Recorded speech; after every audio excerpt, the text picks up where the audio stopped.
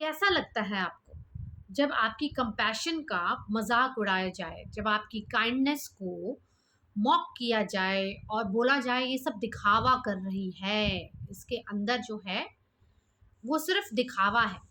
कैसा लगेगा आपको? कोई ऐसे आपको बुली करे, हरास करे, रोज करे, सालों साल करे। आज की कहानी एक ऐसी लड़की की है जिसका नाम है अनन्या। सो आई होप आपको आज की स्टोरी अच्छी लगेगी। आप प्लीज़ ध्यान से देखिएगा और सुनिएगा भी। एक विलेज में एक बहुत ही कंपैशनेट लेडी थी। उसका नाम था अनन्या। उसका दिन पशु पक्षी को खाना खिलाकर और मिट्टी से बुद्ध मूर्तियां बनाकर बीतता था। मैंने सोचा था कि अगर मैं प्रेम बांटूंगी तो वही मुझ तक लौटेगा, लेकिन दुनिया ने मुझे कुछ और ही सिखाया। विलेज में कुछ लेडीज थीं, रीवा, चंदा, नीलम और वाणी। उसकी अच्छाई को दिखावा समझती थी। वह उसके खाने के बर्तन गिरा देती थी और पाखंडी, ढोंगी कहकर चिढ़ाती भी थी। जानवरों को पत्थर से मारती थी और बाजार में उसकी एक दुकान थी जिसमें वो बुद्ध की मूर्तियां बनाती थी, उसे बंद करवा देती थी।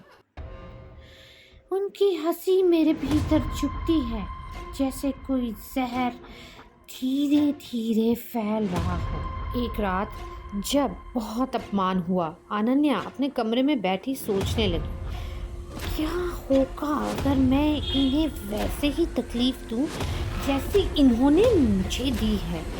क्या हो अगर मैं इन्हें खत्म ही कर दूं? उस समय अपने मन में आग जलती हुई महसूस हुई अनन्या को। उसने बदला लेने की कल्पनाएं की, जहर, आग, अपमान।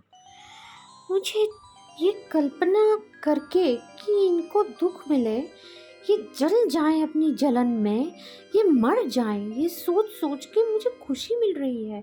मैं क्या कर रही हूँ? मैं क्या सोच रही हूँ? मेरी मदद करो भगवान। अनन्या के थॉट्स अपने काबू में नहीं थे। वो वहां से निकल पड़ी और नदी किनारे जाके लेटी लेटी क्या, सो ही गई।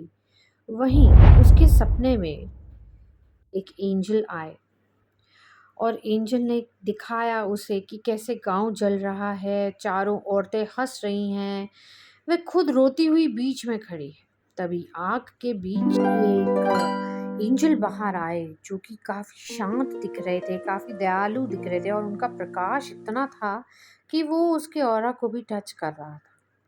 तो एंजल ने उनको कहा कि आग तेरे भीतर जल रही है, बाहर नहीं। क्रोध उस जहर जैसा है जिसे हम पीते हैं और चाहते हैं कि दूसरे की मृत्यु हो जाए। अगर तू उन्हें नष्ट कर देगी तो खुद नष्ट हो जाएगी। वो उसे एक सफेद पंख देते हैं। अनन्या उठ जाती है और उठकर देखती है तो असली में एक सफेद पंख उसकी शॉल पर रखा था।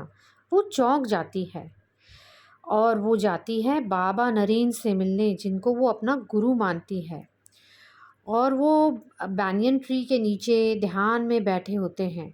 बाबा नरेंद्र मुस्कुराकर कहते हैं, जब भीतर आग उठे तो उसे जलने मत दो, देखो, और शांत कर दो अपने आप को।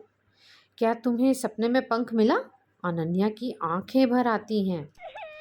अब वह फिर से जानवरों को खाना खिलाने लगती है, बुद्ध की मूर्तियां बनाने लगती हैं। औरतें अब भी ताना मारती हैं, पर अब वे मुस्कुराकर आगे बढ़ जाती है। एक दिन जो उसे बुली कर रही होती हैं औरतें, उसमें से एक थी चंदा, जो बीमार पड़ जाती है और सब उसे छोड़ देते हैं। अनन्या उसकी सेवा करती है। चंदा उसको पूछती है, तू मेरी मदद क्यों कर रही है? अनन्या कहती है, क्योंकि अगर मैं भी तेरी जैसी बन जाऊं तो फर्क क्या रह जाएगा। चंदा कुछ देर के लिए शर्मिंदा हुई, पर इंसान अपनी फितरत कभी नहीं भूलता। वो ठीक होके फिर वैसी की वैसी हो गई। एक सुबह अनन्या ने अपनी 100वीं बुद्ध की मूर्ति बना ली। वो बैनियन ट्री के नीचे बैठी थी, पास में डॉगीज भी सो रहे थे, कौवा भी बैठा था। तभी आकाश से एक सफेद पंख फिर उसकी गोद में गिरा। अब भी कभी कभी आग उठती है, पर मैं उसे जलने नहीं देती। मैंने तय किया है, दर्द मुझ पर खत्म होगा और शांति मुझी से शुरू होगी।